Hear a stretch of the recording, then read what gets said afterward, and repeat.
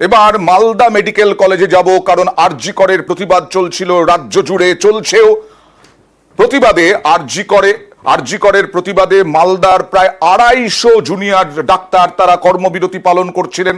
কর্মবিরতি উঠলো, তারা কাজে যোগ দিলেন। কি বললেন তারা, কথা বলবো প্রতিনিধি সেবকের সঙ্গে। কর্মবিরতি তুলে নিতে গিয়ে কি বললেন তারা।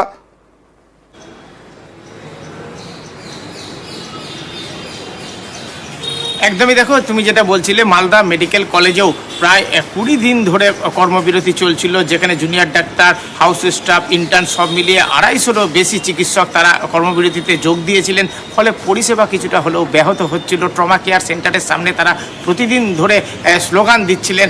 আজকে কিন্তু তারা কাজে যোগ দিলেন কর্তৃপক্ষের নিরাপত্তার আশ্বাসের পর।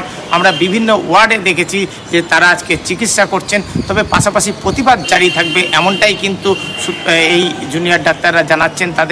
তারা ওপিডি সেখানে কাজে যোগ দেননি। তারা প্ল্যান্ট অপারেশন, যেগুলি 2-4 দিন বাদে করলেও হয়, সেই ধরনের অপারেশনে এখনও যোগ দিচ্ছেন না। কিন্তু এমার্জেন্সি, ট্রমা কেয়ার সহ ইনডোর বিভাগ, সেখানে তারা আজকে কাজ শুরু করেছেন কর্তৃপক্ষের সঙ্গে কথা বলার পরে। যদিও ক্যামেরার সামনে তারা এখনো কিছু বলেননি, কেন তাদের বলছেন যে আরজি করের ন্যায় বিচার তারা এখনো পাননি।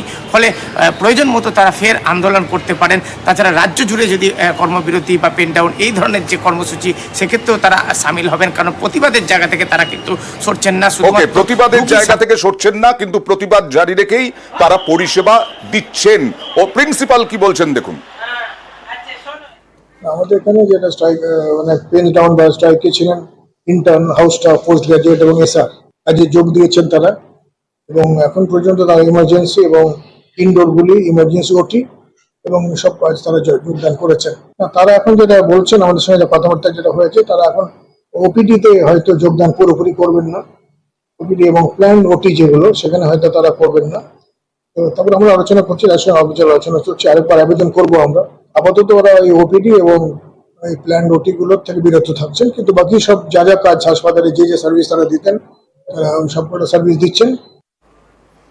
এখানে যেমন কর্মবিরতি উঠে গেছে, আরজি করে আন্দোলন চলছে, প্রতিবাদ চলছে, তার মধ্যে টেলিমেডিসিন পরিষেবা চালু করলেন জুনিয়র ডাক্তাররা। টেলিফোনে বেশ কয়েক ঘন্টা সকাল 10টা থেকে তারা চালু করলেন, এবং প্রতিদিন অবস্থানের সঙ্গে সঙ্গে অবস্থানে অনড়, কিন্তু বিচারের দাবিতে কর্মবিরতি চলবে, কিন্তু তার সঙ্গে টেলিমেডিসিন পরিষেবা চালু করলেন। প্রচুর ফোন আসছে রোগীদের, তারা চিকিৎসা করছেন, সেই সমস্ত রোগীদের পরামর্শ দিচ্ছেন জুনিয়র ডাক্তাররা। একই সঙ্গে তাদের কর্মবিরতি চলবে। 2রা সেপ্টেম্বর জুনিয়র ডাক্তারদের লালবাজার অভিযান আছে, 3রা সেপ্টেম্বর ডাক্তারদের পেন ডাউন আহ্বানও আছে। কিন্তু এই টেলিমেডিসিন পরিষেবায় অনেকেই হয়তো স্বস্তি পাবেন। আমরা কাজে ফিরতে চাইছি। কাজে ফেরার যে একটা সাময়িক পদক্ষেপ, সেই পদক্ষেপ হিসেবে এটা আমরা শুরু করছি। এই জায়গা থেকে আজকে 10টা থেকে 2টো প্রতিদিন 4টে ফোন নাম্বার দেওয়া থাকবে। এখানে সমাজের সমস্ত স্তরের মানুষ ফোন করে তাদের যা সমস্যা, চিকিৎসাজনিত যা সমস্যা, সেগুলো জানাতে পারে। যা যা আমাদের দিক থেকে করণীয় করতে পারা যায়, সেগুলো আমরা সবটাই করবো।